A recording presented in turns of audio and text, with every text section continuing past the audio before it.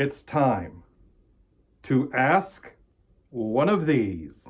Hi everyone, Star Raccoon here. Welcome back to Ask a Raccoon. I know I keep disappearing and I don't care. I get bored and I forget what day it is, like literally. Alexa, what day is it?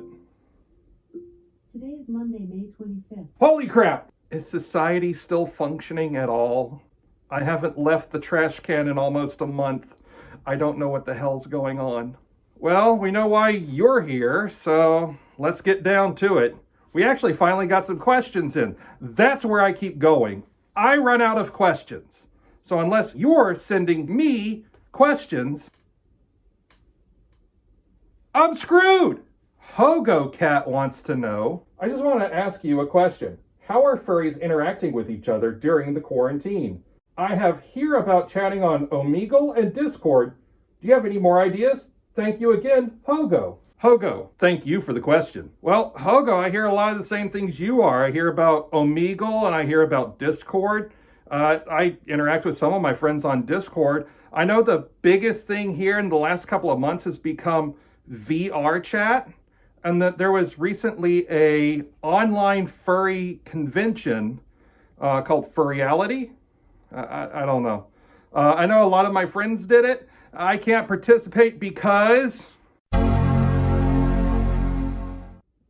Damn it, Steve Jobs. Why you gotta do this to me? So, Hogo, I know there's a lot of Twitter, there's a lot of Telegram, there's a lot of the same old stuff that there always used to be. I mean, I'm old enough to remember IRC chat and Telnet.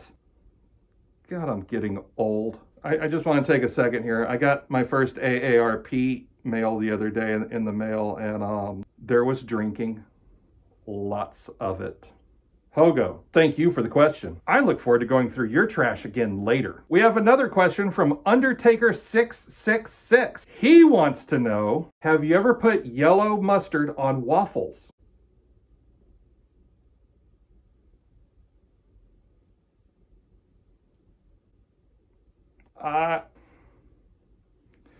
I've not encountered that one yet in the dumpster. Hang on, let me, hang on. Waffles. I put the yellow mustard on these, right? Is that what I'm hearing? I put the yellow mustard like this? Like this, huh? I don't get it. By the way, really great way to tell if you're furry trash. When you buy the Paw Patrol waffles. Undertaker, I really can't say I've ever done that. Usually I'm a butter guy. I'm really American about it. I mean, I'm so American.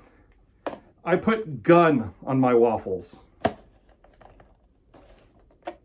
Undertaker, thank you for the question. I look forward to snacking on delicious waffles without mustard in your dumpster soon. And now Beastly Drohan has the final question for the day. Beastly wants to know, what are some of your favorite non-furry conventions that you have ever attended, whether they be locally or out of state? In turn, which conventions, furry or otherwise, would you like to attend? An example, what are your dream conventions? Beastly, thank you for the question. I really have to say some of my favorite conventions really are Midwest Fur Fest in Chicago. And I really like it from the standpoint of it's in Chicago. It's something different for me. See, I was born and raised in Louisiana, where it is flat.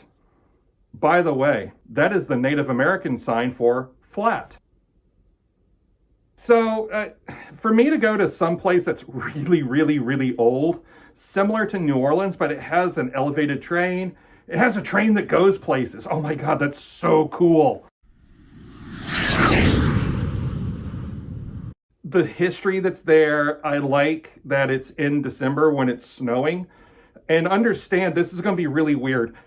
I've never really seen snow up until like MFF 2018.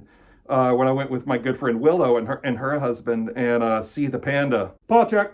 Hi C. Paw check. So for me to go that place, it's really amazing. That's kind of the reason why, because it snows.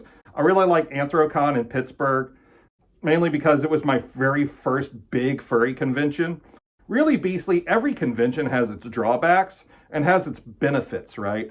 I remember my first convention I ever went to was New Moreno Con in New Orleans, Louisiana, back in 2003. And it was small. It was a really good hotel, or at least good that I thought. And by today's standards, it was probably not the best, but I didn't know any better. If I had the opportunity to revisit one convention, it would probably be New Moreno Con. That's where I ended up meeting one of my best friends in the world, who I shall not name right now because I don't know if he wants to be in a furry video. And he's not a furry, so I'm going to respect his privacy, but he was my writing partner for many, many years. I think if I had to choose one convention to go to that would be my dream con, probably TFF. I really like Dallas.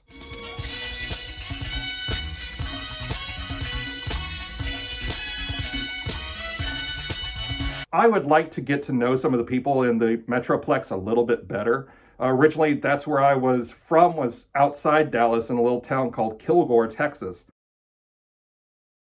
I know a lot of people that still live there.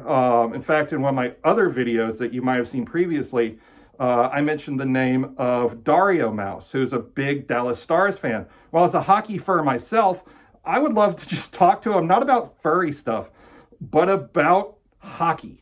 Dario, if you're watching, I'm a minor league brat. In fact, hang on just 1 second. Go Gators. Beastly, thank you for the question. I look forward to going through your trash later. Well, thank you everyone that still sticks around. I really hope you enjoyed my last video that I submitted a few days ago about the Rocket City trash pandas. I'll be doing another video about them soon, explaining what's going on just a little bit, because I'm sure people are curious. Sprocket, if you're watching, I'm your fuzziest fan. Good luck. We hope everything turns out well during the pandemic, so good luck this season if you're watching. If not, what's wrong with you? Start watching. We do give great raccoon lessons on this channel from time to time.